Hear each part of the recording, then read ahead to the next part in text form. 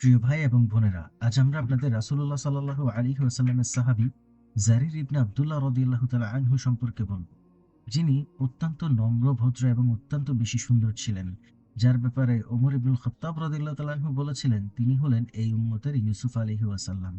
জারির রাদিয়াল্লাহু তাআলা আনহু নিজেই বলেন, ওমর ইবনুল খাত্তাব রাদিয়াল্লাহু তাআলা আনহু একবার আমার শরীরের উপরের অংশ অনাবৃত দেখতে পেয়ে ডেকে বললেন, চাদর পরে নাও। আমি চাদর পরে লোকদের কাছে গিয়ে বললাম, তার কি হলো?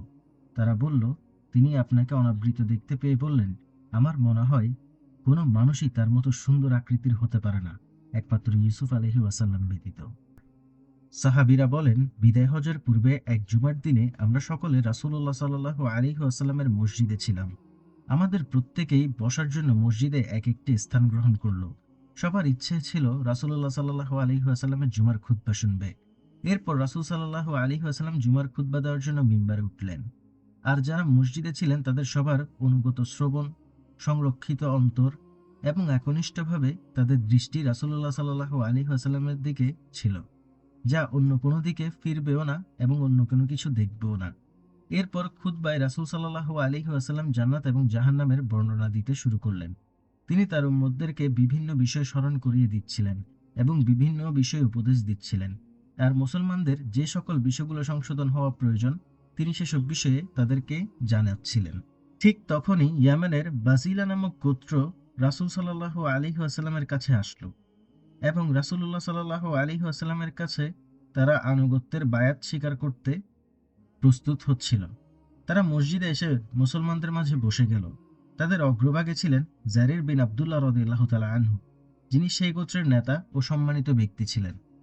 জারির বিন আব্দুল্লাহ রাদিয়াল্লাহু তাআলা আনহু বসার পর উপস্থিত ওই সকল মুসলমানগণ যারা রাসূল সাল্লাল্লাহু আলাইহি ওয়াসাল্লাম থেকে তাদের দৃষ্টি অন্য কোনো দিকে ফেরাতো না, তারা তার দিকে চোখাচোখি করতে লাগলো। তারা তাকে মাথা উঁচু করে দেখতে লাগলো। মনে হচ্ছিল তিনি এমন কোনো ব্যক্তি যার গুণ বর্ণনা করা হয়েছিল এবং অনেক আগে থেকে তারা তাকে চিনে। যখন এই সালাত শেষ হলো, তখন জারির রাদিয়াল্লাহু তাআলা আনহু তার পাশে বসা একজন মুসলিমকে জিজ্ঞাসা করলো, ওহে আল্লাহর বান্দা, রাসূলুল্লাহ সাল্লাল্লাহু আলাইহি ওয়াসাল্লাম কি আমার ব্যাপারে কিছু বলেছেন? তিনি তখন বললেন, হ্যাঁ, তিনি আপনার উত্তম প্রশংসা করেছেন। তিনি খুতবা দিচ্ছিলেন, এমত অবস্থায় তার খুতবায় কিছু প্রকাশ পেল। তিনি তখন বললেন, এখন তোমাদের কাছে এদিক থেকে একজন লোক আসবে যে খুবই উত্তম ব্যক্তি, যার চেহারায় ফেরেশতাদের চেহারার ছাপ থাকবে। আমি এ কথা শুনে আল্লাহর প্রশংসা জ্ঞাপন করলাম। রাসূলুল্লাহ সাল্লাল্লাহু আলাইহি ওয়াসাল্লাম সালাত শেষ করার পরে জারির ইবনে আব্দুল্লাহ রাদিয়াল্লাহু আনহুর কাছে আসেন এবং বললেন, হে জারির, তুমি কেন এসেছো? তখন তিনি বলেন, আমি ও আমার গোত্র আপনার কাছে ইসলাম গ্রহণ করতে এসেছি ইয়া রাসূলুল্লাহ। তখন রাসূল সাল্লাল্লাহু আলাইহি ওয়াসাল্লাম বলেন, আমি তোমাকে এ কথাগুলোর উপর বায়াত করব যে তুমি সাক্ষ্য দেবে আল্লাহ ব্যতীত আর কোনো ইলাহ নেই এবং আমি আল্লাহর রাসূল। তুমি সালাত কায়েম করবে, যাকাত দেবে, রমাদানের রোজা রাখবে, বাইতুল্লাহ গিয়ে হজ করবে, মুসলমানদের কল্যাণ কামনা করবে এবং গভর্নর ও নেতাদের আনুগত্য করবে, যদিও সে একজন হাবশী গোলাম হয়ে থাকে। তখন জারির রাদিয়াল্লাহু তাআলা আনহু বললেন, হ্যাঁ, হে আল্লাহর রাসূল, আমি বায়াত গ্রহণ করলাম। তারপর তিনি তার ডান হাত বাড়িয়ে দিলেন এবং বায়াত গ্রহণ করলেন। ওই দিন থেকে রাসূল সাল্লাল্লাহু আলাইহি ওয়াসাল্লামের সাথে তার এত গভীর সম্পর্ক হয় যে রাসূল সাল্লাল্লাহু আলাইহি ওয়াসাল্লাম থেকে এরকম ভালোবাসা ইসলাম গ্রহণে অগ্রবর্তীরা ব্যতীত আর কেউ তেমন লাভ করতে পারেনি। রাসূল সাল্লাল্লাহু আলাইহি ওয়াসাল্লাম মৃত্যু পর্যন্ত তাকে কোনোদিন আড়ালে রাখেননি। রাসূল সাল্লাল্লাহু আলাইহি ওয়াসাল্লামের সাথে তার যখনই দেখা হতো, তখনই তাকে দেখে তিনি হাসি মুখে কথা বলতেন এবং তার খোঁজখবর নিতেন। একদিন তিনি রাসূল সাল্লাল্লাহু আলাইহি ওয়াসাল্লামের ঘরে প্রবেশ করেন। তখন তাকে বসতে দেওয়ার মতো রাসূল সাল্লাল্লাহু আলাইহি ওয়াসাল্লামের ঘরে কোনো কিছুই ছিল না। আর তাই তিনি নিজের চাদর বিছিয়ে তাকে বসতে দিলেন। জারির রাদিয়াল্লাহু তাআলা আনহু সেই চাদর তুলে নিয়ে নিজের বুকের সাথে লাগাতে লাগলেন এবং তাতে চুম্বন করতে লাগলেন। আর বলতে লাগলেন, হে আল্লাহর রাসূল, আল্লাহ আপনাকে সম্মানিত করুক যেভাবে আপনি আমাকে সম্মানিত করেছেন। তখন রাসূল সাল্লাল্লাহু আলাইহি ওয়াসাল্লাম তার আশপাশের লোকদের দিকে তাকিয়ে বললেন, যদি তোমাদের নিকট কোনো গোত্রের সম্মানিত ব্যক্তি আসে, তাকে তোমরা সম্মান করবে। রাসূলুল্লাহ সাল্লাল্লাহু আলাইহি ওয়াসাল্লাম তার মৃত্যুর কিছুদিন পূর্বে তিনি জারির বিন আব্দুল্লাহ রাদিয়াল্লাহু তাআলা আনহুকে ডাকলেন এবং বললেন, জারির, তুমি জুল খালাসায় ঝড় বয়ে দিতে পারবে? জুল খালাসা ইয়ামেনের দিকে যাওয়ার পথে পড়ে।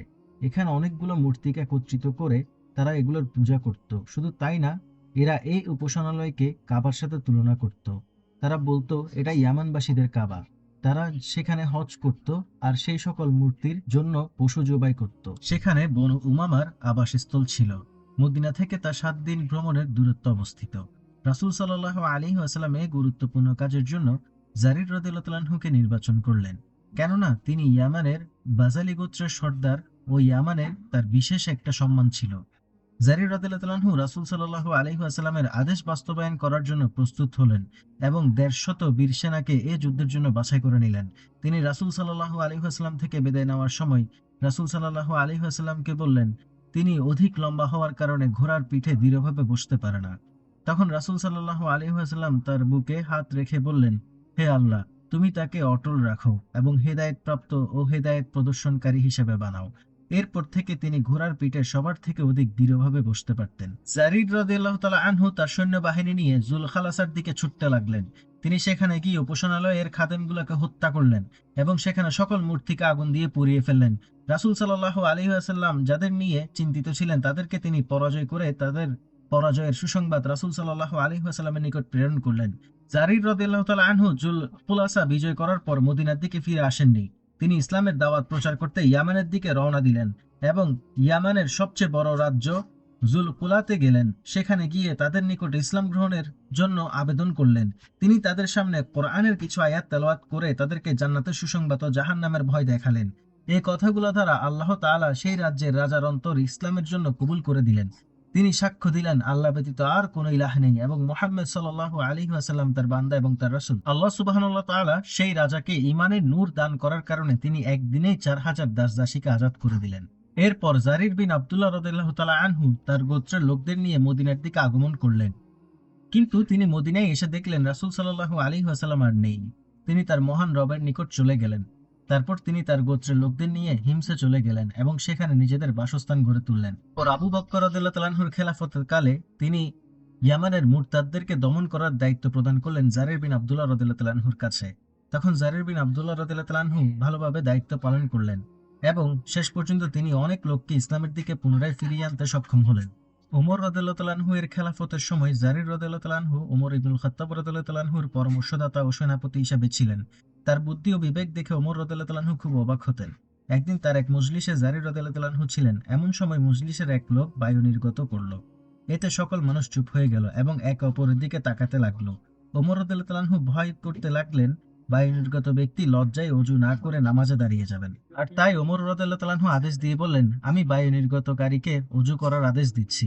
তখন জারির রাদিয়াল্লাহু তাআলা আনহু বললেন, হে আমিরুল মুমিনিন, বরং আপনি আমাদের সবাইকে ওযু করার নির্দেশ দেন। তার কথা শুনে ওমর রাদিয়াল্লাহু তাআলা আনহু আনন্দিত হয়ে বললেন, হ্যাঁ, আমরা সবাই ওযু করে আসি, চলো। এরপর তিনি তার দিকে তাকিয়ে বললেন, আল্লাহ তোমার প্রতি রহম করুক। তুমি জাহিলি যুগেও কতই না উত্তম নেতা ছিলে, আর ইসলামের যুগেও কতই না উত্তম নেতা।